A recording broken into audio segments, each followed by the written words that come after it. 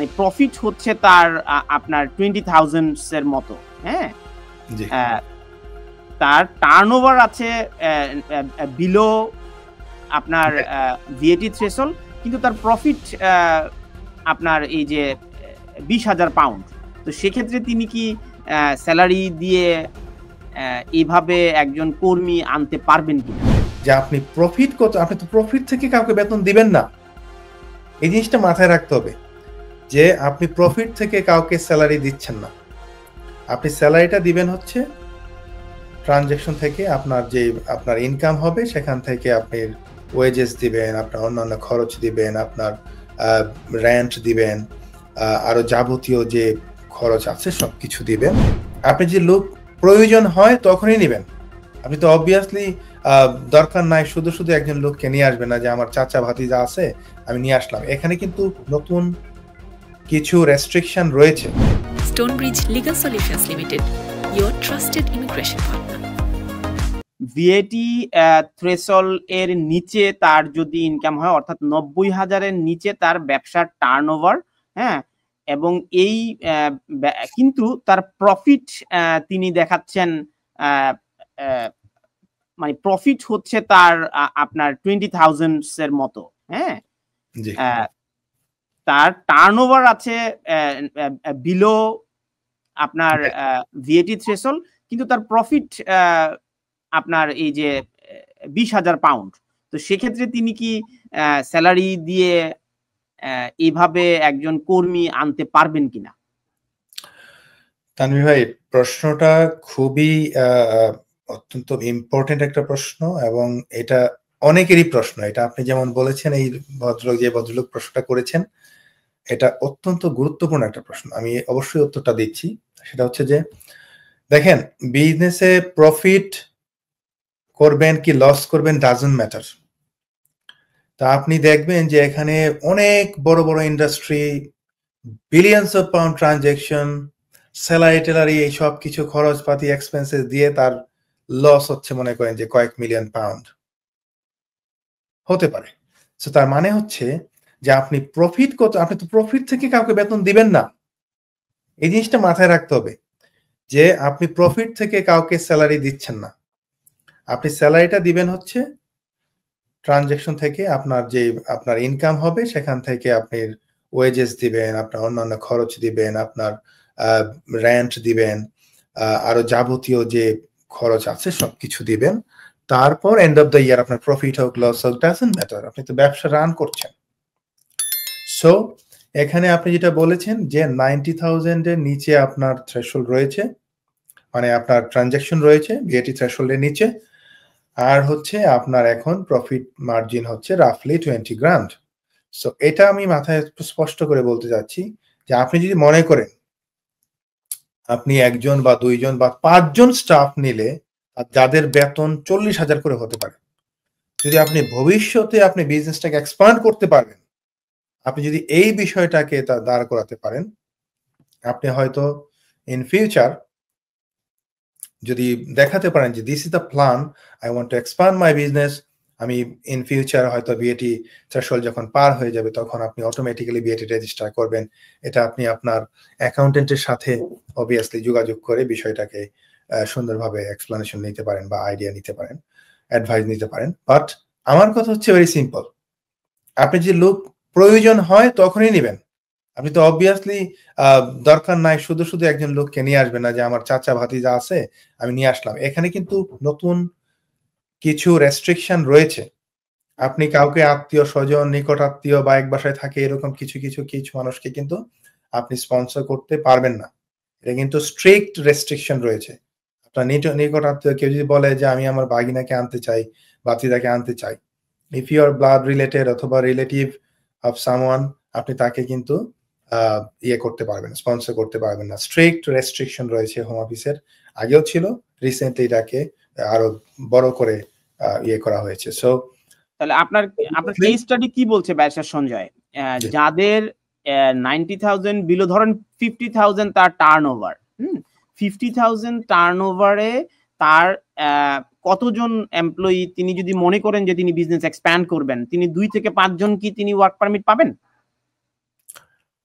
Work permit পেতে হলে আপনাকে শুধু দেখাতে হবে আপনার এই এখন হয়তো আপনি বিজনেসটা ছোট, আপনি হয়তো এখন ছোট বিজনেস, বাট ইন ফিউচার আপনার যেহেতু এক একজনের বেতন স্পেশালি বাংলাদেশ থেকে যদি আপনি কিছু কিছু ক্যাটাগরি এক্সেপশন ছাড়া আপনার যেগুলো ইমিগ্রেশন স্যালারি লিস্টের মধ্যে রয়েছে এই বিজনেসগুলো কিছু ছাড়া ম্যাক্সিমাম লোকদেরকে আনতে গেলে আপনার বেতন হচ্ছে 38,700 পাউন্ড। সো 38,000 ধরেন কথার কথা 40,000 পাউন্ড।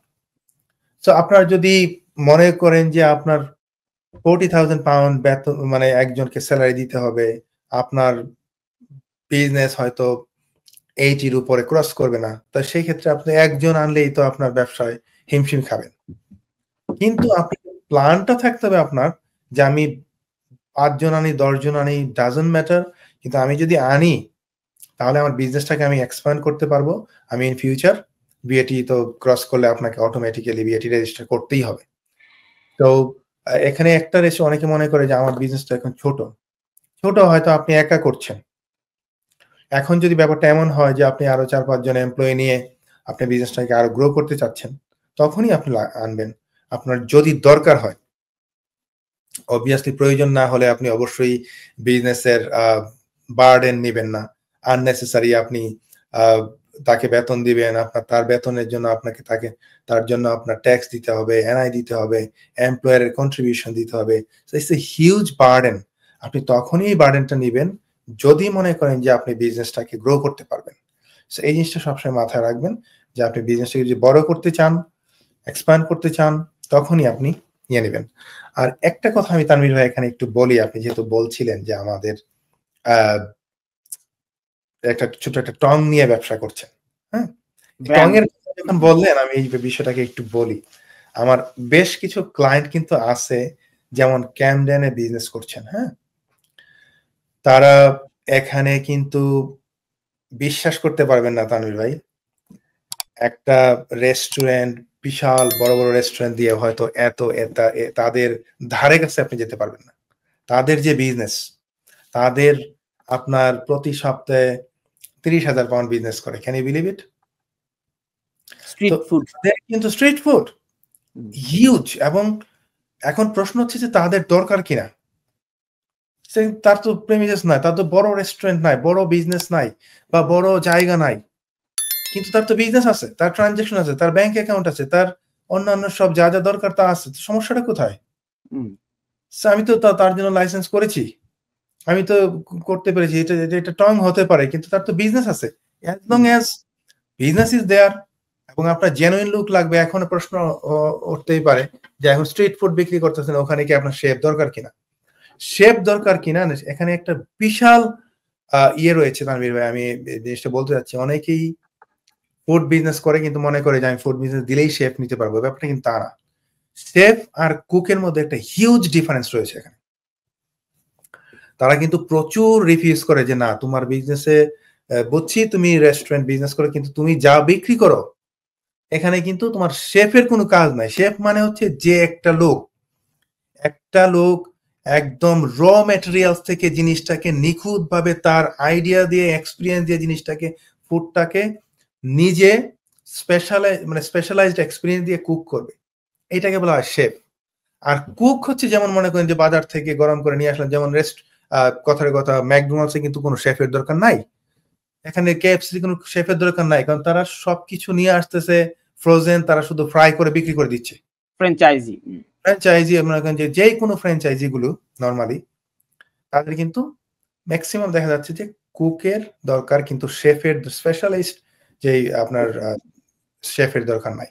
তো এই বিষয়ে যেমন আমার কিন্তু টং এখানে, কিন্তু ওনার কিন্তু এখানে আমি দেখতে পেয়েছি যে শেফের দরকার, বিকজ উনি যেই ফুডটা তৈরি করছে সেটা যদি তার স্পেশালিস্ট নলেজের দরকার হয়, এটা যে কেউ হয়তো, আমি হয়তো এই জিনিসটা বানাতে পারবো না, সে যেই নিজে ক্রিয়েট করে পাস্তাটা বানাচ্ছে সেটা আমি পারবো না, এটা যে কেউ পারবে না ট্রেনিং দিলেও। সো এই ক্ষেত্রে যদি শেফের প্রয়োজন হয় সে কিন্তু আনতে পারে। এখানে ছোট হোক বড় হোক, business doesn't matter as long as. আরেকটা সম্পূরক প্রশ্ন, আমি এর আগে অনেক ব্যবসা প্রতিষ্ঠান লাইসেন্স পান তিনি 2টি বা 5টি লাইসেন্সের জন্য আবেদন করে পেলেন, কিন্তু তিনি 2 জনকে আনলেন, 5 জন আনলেন না, এক্ষেত্রে কি এটা কত বছরের পর পর রিনিউ করতে হয়, আর না আনলে পরে সেই কোটাটা বাতিল হয়ে যাবে কিনা, এটা যদি একটু আগে বলেন। এটা হচ্ছে আপনার অ্যানুয়াল একটা আপনার দেয়, ওরা কতজন আনতে পারবেন। হ্যাঁ, প্রতি বছর ধরেন আপনাকে 5 জনের জন্য দিল, আপনি ধরেন 2 জন, আপনার প্রয়োজন 2 জন নিলেন, 3 জন যদি আপনি না নেন, এটা end of the year automatically এটা ল্যাপস হয়ে যাবে, আপনার এটা 0 দেখাবে, বা পরবর্তীতে আপনি অনেক সময় দেখা যায় যে আপনি রিকোয়েস্ট করতে পারবেন যে নেক্সট ইয়ার আপনার কয়জন দরকার।